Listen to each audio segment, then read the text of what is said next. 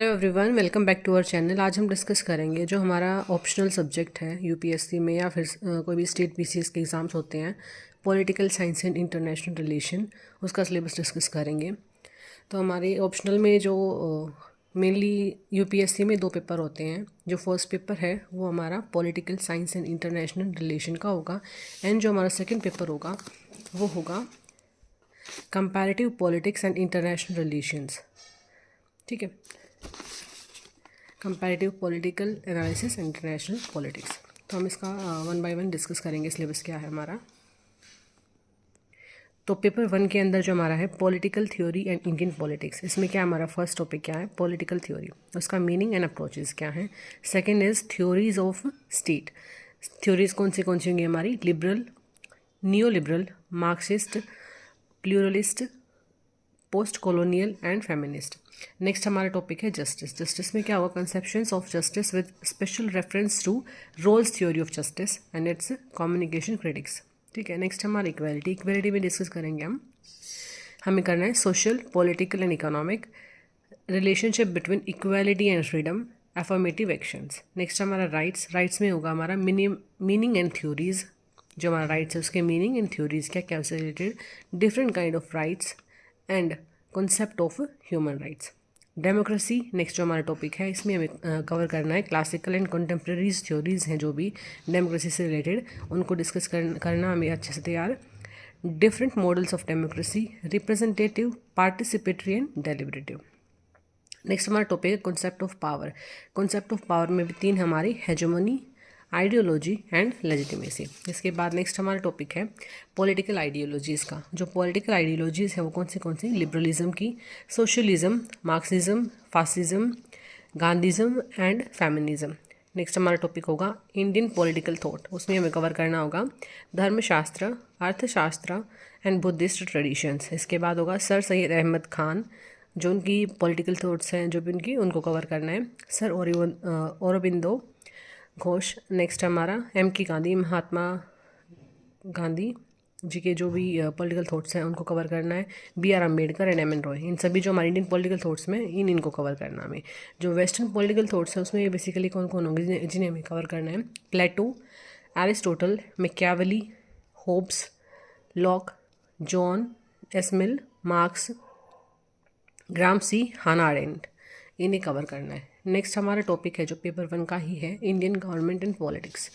First topic है इसमें हमारा इंडियन नेशनलिज्म। इंडियन नेशनलिज्म में क्या क्या होगा हमारा, इंडियन नेशनलिज्म में हमारा political strategies of India's freedom struggle, constitutionalism to mass satyagraha, non cooperation, civil disobedience, military and revolutionary movements, peasant and worker movement. जो पॉलिटिकल स्ट्रेटजीज़ हैं इंडिया के स्ट्रगल मूवमेंट की, सभी जो हमारे बेसिक के कॉन्सेप्ट हैं, जैसे कॉन्स्टिट्यूशनलिज्म टू मास सत्याग्रह जो भी हुए थे, नॉन कोऑपरेशन मूवमेंट हुआ था, सिविल डिसोबीडियंस मूवमेंट था, मिलिटेंट एंड रिवोल्यूशनरी मूवमेंट थे, पीजेंट या वर्कर्स जो भी मूवमेंट थे उनको अच्छे से कवर करना हमारा। वो इंडियन नेशनलिज्म का जो पार्ट है काफ़ी इंपॉर्टेंट है इसमें। नेक्स्ट हमारा जो इंडियन नेशनल मूवमेंट में जो भी पर्सपेक्टिव रहे हैं कौन से, जैसे liberal, socialist, Marxist, radical humanist perspectives, ये कवर करने हैं। एंड साथ में हमारा दलित का।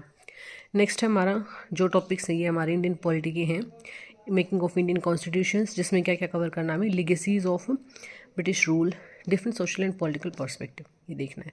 नेक्स्ट हमारा सेलेंट फीचर्स क्या क्या हमारे जो इंडियन कॉन्स्टिट्यूशन के, मेनली क्या हमारे preamble, fundamental rights, duties, directive principles, parliamentary system and amendment procedures, judicial review and basic structure doctrine. Next हमारा principal organs of the union government. उसमें क्या हमारे envisaged role and actual working of the executive. इसमें हमें executive, legislature and supreme court, इन तीनों के जो पार्ट्स हैं, जिनका रोल है या एक्चुअल वर्किंग है, उनको अच्छे से कवर करना है।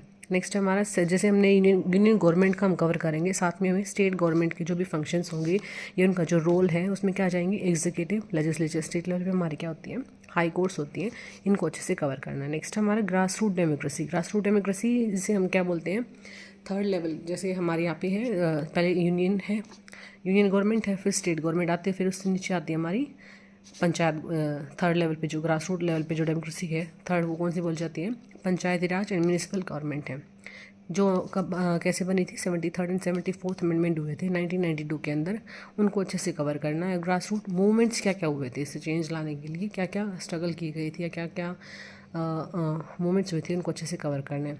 नेक्स्ट टॉपिक हमारा स्टैट्यूटरी इंस्टीट्यूशंस या कमीशन जो भी हैं, जैसे इलेक्शन कमीशन है, controller and auditor general of India है, फाइनेंस कमीशन है, union public service commission, national commission for schedule caste, schedule tribe, national commission for women, national human right commission, national commission for minorities, national backward classes commission. ये सभी जो हमारे statutory institution या commission हैं, इनमें से कुछ मोस्टली स्टैट्यूटरी हैं, कुछ हमारे जो कॉन्स्टिट्यूशनल बॉडीज़ हैं, इनको अच्छे से कवर करना। नेक्स्ट हमारा टॉपिक है अबाउट फेडरलिज्म। फेडरलिज्म में क्या होगा हमारा, कॉन्स्टिट्यूशनल जो प्रोविजंस हैं फेडरलिज्म से related, changes nature of central state relations, integrationist tendencies and regional aspirations, inter state disputes, ये कवर करने हैं। फिर नेक्स्ट हमारा इसी के अंदर जो पेपर फर्स्ट का ये नेक्स्ट 8 टॉपिक है हमारा, इंडियन गवर्नमेंट एंड पॉलिटिक्स के अंदर प्लानिंग एंड इकोनॉमिक डेवलपमेंट। इसमें क्या करना है हमें, प्लानिंग इकोनॉमिक डेवलपमेंट में हेरोवियन एंड गांधीयन पर्सपेक्टिव दोनों को कवर करना है। Role of planning and public sector, green revolution, land reforms and agrarian relations, liberalisation and economic reforms, ये अच्छे से कवर करनी है। नेक्स्ट हमारा caste, religion and ethnicity in Indian politics, ठीक है। नेक्स्ट हमारा पार्टी सिस्टम। पार्टी सिस्टम में कवर करना है नेशनल रीजनल पॉलिटिकल पार्टीज़, उनके साथ में उनकी आइडियोलॉजीज या सोशल बेसिस क्या क्या रहे, उन पार्टीज़ के पैटर्न क्या है, कोलिशन पॉलिटिक्स का हमारे इंडिया के अंदर या फिर इंडिया का डिस्कस कर रहे हैं हम, उसमें जो कोलिशन पॉलिटिक्स है उसका पैटर्न क्या क्या रहा, कब क्या चेंजेस हुए हैं, उनको डिस्कस करना है। प्रेशर ग्रुप्स क्या क्या हैं, उनके रोल क्या क्या हैं, वो अच्छे से डिस्कस करना है। ट्रेंड्स इन इलेक्टोरल बिहेवियर, वो देखना हमें। Changing socio economic profile of legislatures, ये पढ़ना है। नेक्स्ट हमारा सोशल मूवमेंट, उसमें क्या हमें कवर करना है, सोशल मूवमेंट्स में civil liberties and human rights movements. Next हमारा विमेंस मूवमेंट्स जो भी हुए हैं उनको अच्छे से कवर करना हमें, एंड एनवायरमेंटलिस्ट मूवमेंट्स। ये सभी हमारे जो हमने अभी तक डिस्कस किए वो पेपर फर्स्ट के टॉपिक हैं सारे। नेक्स्ट हमारा जो पेपर सेकंड होगा यूपीएससी के ऑप्शनल में जो भी हमारा, उसका सेकंड पेपर में क्या टॉपिक्स हमारे, comparative politics and international relations and their analysis and politics, international politics. उसमें फर्स्ट टॉपिक है हमारा कंपैरेटिव पॉलिटिक्स। कंपैरेटिव पॉलिटिक्स में क्या होगा, उसका नेचर क्या है, मेजर अप्रोचेस क्या रही हैं, political economy and sociology perspective क्या है, और लिमिटेशन क्या है हमारी कंपैरेटिव मेथड की। कोई भी ये चीज़ है उसकी लिमिटेशन होंगी, वो हमें अच्छे से डिस्कस करनी है इसकी। नेक्स्ट हमारा स्टेट इन कंपैरेटिव पर्सपेक्टिव, ये जनरली हमें डिस्कस करना है, पहले जो कवर करना है कंपैरेटिव पॉलिटिक्स, देन हमें करना है स्टेट इन कंपैरेटिव पॉलिटिक्स। वो क्या होगा, कैरेक्टरिस्टिक्स क्या है उसकी, चेंजिंग नेचर क्या रहा स्टेट का in capitalist and socialist economies, advanced industrial and developing societies, उनके बारे में अच्छे से स्टडी करना है। नेक्स्ट हमारा politics of representation and participation, इसमें क्या हमारा फर्स्ट टॉपिक पॉलिटिकल पार्टीज़ क्या है, वही प्रेशर ग्रुप्स जो हमने पेपर फर्स्ट में देखेंगे, इसमें पर्सपेक्टिव हमारा थोड़ा डिफरेंट हो जाएगा। नेक्स्ट हमारा social movements in advanced industrial and developing societies, जैसे जैसे इंडस्ट्रीज़ आई हैं, सोसाइटीज़ डेवलप हुई हैं, तो वहाँ पे सोशल मूवमेंट्स क्या क्या रही हैं और प्रेशर ग्रुप्स का क्या रोल रहा है, वो अच्छे से स्टडी करना है। नेक्स्ट हमारा ग्लोबलाइजेशन। ग्लोबलाइजेशन क्या होगा, इसमें हमारा topic responses from developed and developing societies, approaches to the study of international relation, जो कि क्या क्या होंगे हमारी, आइडियलिस्ट अप्रोच क्या है हमारी, रियलिस्ट क्या है, Marxist, functionalist and systems theory क्या है। नेक्स्ट टॉपिक होगा हमारा की कॉन्सेप्ट्स इन इंटरनेशनल रिलेशंस, उसमें क्या है, नेशनल इंटरेस्ट क्या है हमारा, security and power. Next is balance of power and deterrence, transnational actors and collective security, world capitalist economy and globalisation. Next हमारा चेंजिंग इंटरनेशनल पॉलिटिकल ऑर्डर, इसमें क्या होगा हमारा, rise of super powers, strategic and ideological bipolarity, arms race and cold war. Next हमारा nuclear. Next है हमारा non align movement, NAM जिसे बोला जाता है, उसकी एम्स क्या क्या है, अचीवमेंट्स क्या क्या है, और हमारे आज के पर्सपेक्टिव में क्या उसकी इंपॉर्टेंस है। देखिए हम कोई भी टॉपिक करेंगे उसकी हिस्टोरिकल पॉइंट ऑफ व्यू क्या रहा है, उसमें क्या क्या थ्रू आउट द जो कंटेम्प्रेरी चेंजेस क्या हुए हैं, अभी क्या चेंज आ रहे हैं, अभी उसकी इंपॉर्टेंस क्या है, एंड फ्यूचर पर्सपेक्टिव क्या होगा, वो हर टॉपिक को उसके रिलेवेंस में हमें स्टडी करना है। नेक्स्ट है हमारा collapse of the Soviet Union, unipolarity and American hegemony. Next है रिलेवेंस ऑफ नॉन अलाइनमेंट वही आ गया ना हमारा रिलेवेंस क्या है कंटेम्प्रेरी वर्ल्ड में नॉन अलाइनमेंट की। ये थोड़ा देखिए, नॉन अलाइनमेंट मूवमेंट अलग है and non alignment is different topic. Next हमारा ये टॉपिक हो गए। नेक्स्ट हमारा evolution of the international economic systems, जिसमें क्या होगा from Bretton Wood to WTO world trade organisation, जो भी इकोनॉमिक सिस्टम में इंटरनेशनली क्या क्या चेंजेस हुए, WTO बना, ठीक है। नेक्स्ट हमारा सोशलिस्ट इकोनॉमीज़ क्या क्या कौन सी रही हैं, क्या क्या उसमें उनके पर्सपेक्टिव है, इंपॉर्टेंस क्या है। नेक्स्ट हमारा CMEA, ये क्या हमारी council for mutual economic assistance. Next हमारा third world demand for new international economic order, globalisation of the world economy. Next होगा हमारा यूनाइटेड नेशंस। यूनाइटेड नेशन में क्या हमारा envisaged role and actual record, specialised UN agencies, उनका aim क्या है, इनके फंक्शनिंग क्या है एंड नीड क्या है यूएन के अंदर रिफॉर्म की। काफ़ी ज़्यादा इंपॉर्टेंट टॉपिक हमारा जो ये यूएन रिफॉर्म का है। नेक्स्ट है हमारा regionalisation of world politics. World politics में क्या क्या होंगी हमारी रीजनल लेवल पे, जो भी जैसे जैसे हमारे इंडिया के कॉन्टेक्स्ट में अगर डिस्कस करते हैं तो हम क्या बोलते हैं, जैसे हमारा पूरा जो इंडिया है उसमें क्या होगा, जैसे यहाँ पे एक रफली मैप अगर मैं ड्रॉ करूँ, यहाँ पे क्या होगा जो हमारी रीजनल जो भी स्टेट्स हैं तो उनमें जो पॉलिटिक्स होती है क्या बोलते हैं रीजनल पॉलिटिक्स। रीजनल लेवल पे जो पॉलिटिकल पार्टीज़ हैं उनका क्या क्या इंपॉर्टेंस होती है। उसी तरीके से हमें वर्ल्ड पॉलिटिक्स में जो रीजनलाइजेशन हुआ है उसको डिस्कस करना। जैसे यूरोप के अंदर यूरोपियन यूनियन है, एशिया के अंदर आसियान कंट्रीज़ आपने सुना होगा, एपेक, आर्क एंड नाफ्टा, ये कुछ इंपॉर्टेंट टॉपिक्स हैं वो डिस्कस करने में। नेक्स्ट हमारा टॉपिक है कंटेम्प्रेरी ग्लोबल कंसर्न्स। उसमें क्या हमारी democracy, human rights, environment, gender justice, terrorism and nuclear proliferation, ये हमें डिस्कस करना है, हमें अच्छे से स्टडी करना है।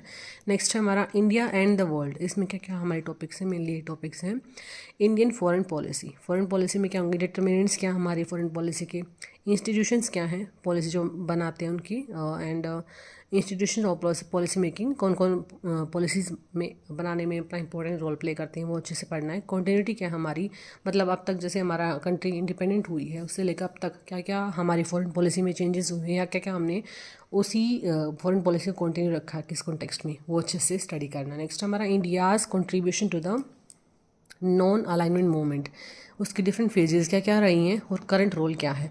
नैम काफ़ी इंपॉर्टेंट टॉपिक है इंडिया के पर्सपेक्ट में, क्योंकि नैम की जो फॉर्मेशन हुई थी उसमें इंडिया का काफ़ी, इंडिया क्या है उसका, जब इंडिया नॉन अलाइनमेंट मूवमेंट बना था इंडिया उसका एक इंपॉर्टेंट पार्टनर है। इंडिया ने ही इनिशिएट किया था। इंडिया के जो फॉर्मर प्रेसिडेंट प्राइम मिनिस्टर रहे हैं पंडित जवाहरलाल नेहरू, उन्होंने स्टार्ट किया था इसको इनिशिएट किया था नॉन अलाइनमेंट मूवमेंट 1962 के अंदर, ठीक है। नेक्स्ट हमारा India and south Asia. India and south Asia के कंटेक्स्ट में हमें क्या क्या कवर करना है। रीजनल कोऑपरेशन में क्या क्या हो जाएंगी, सार्क, उसकी पास्ट परफॉर्मेंस क्या रही है, फ्यूचर पर्सपेक्टिव क्या है। सार्क के साथ साथ हम क्या डिस्कस करेंगे, ब्रिक्स काफ़ी इंपॉर्टेंट टॉपिक है हमारा, और बिम्स्टेक, इसके साथ साथ ब्रिक्स एंड बिम्स्टेक, इनकी फॉर्मेशन, उनकी इंपॉर्टेंस क्या क्या है वो अच्छे से स्टडी करनी है हमें। नेक्स्ट हमारा South Asia as a free trade area, ठीक है। नेक्स्ट है इंडियाज़ लोकिस्ट। अभी ये जो लोकिस्ट पॉलिसी है ये हमारी अराउंड 1992 में शुरू हुई थी, अभी है 2014 के बाद लोकिस्ट पॉलिसी को चेंज कर दिया गया है इन एक्ट ईस्ट पॉलिसी, ठीक है। नेक्स्ट हमारा टॉपिक होगा जिसे हमें कवर करना है impediments to regional cooperation.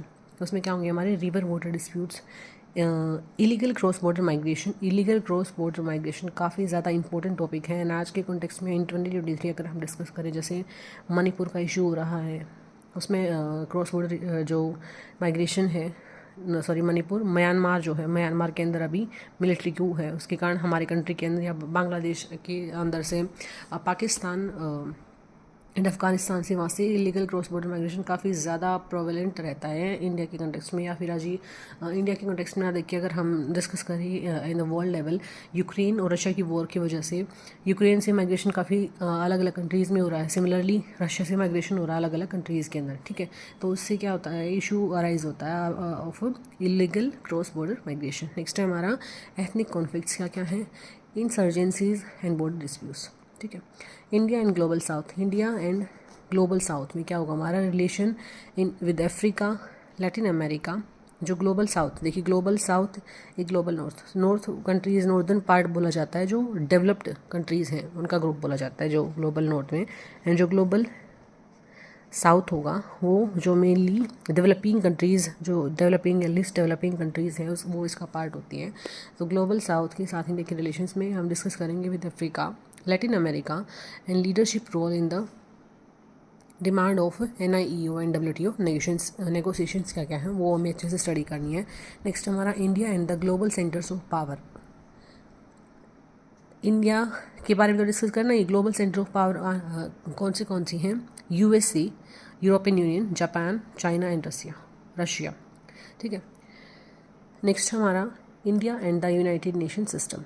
Role का क्या है इसके अंदर? UN पीस कीपिंग फोर्सेस का, demand for permanent seat in security council. जो हमारे देखिए UN के, हमें पता नहीं, UN के जो इम्पोर्टेंट पार्ट है UN सिक्योरिटी काउंसिल, इसके अंदर 5 परमानेंट नेशंस हैं या फिर स्टेट बोल देंगे एंड 10 नॉन परमानेंट है। 5 परमानेंट में कौन से आते हैं हमारे? रशिया है, चाइना है, फ्रांस है, US है एंड यूनाइटेड किंगडम। ये 5 कंट्रीज़ है जो परमानेंट नेशन का परमानेंट पार्ट है हमारी UNSC का। और इसके अंदर ही क्या है? स्पेशल वीटो पावर प्रोवाइडेड है। और इंडिया अभी तक नॉन परमानेंट जो पार्ट है, नॉन परमानेंट सीट पे इलेक्ट हो चुका है UNSC की 8 टाइम्स एंड 2022 के अंदर लेटेस्ट अभी हुआ था।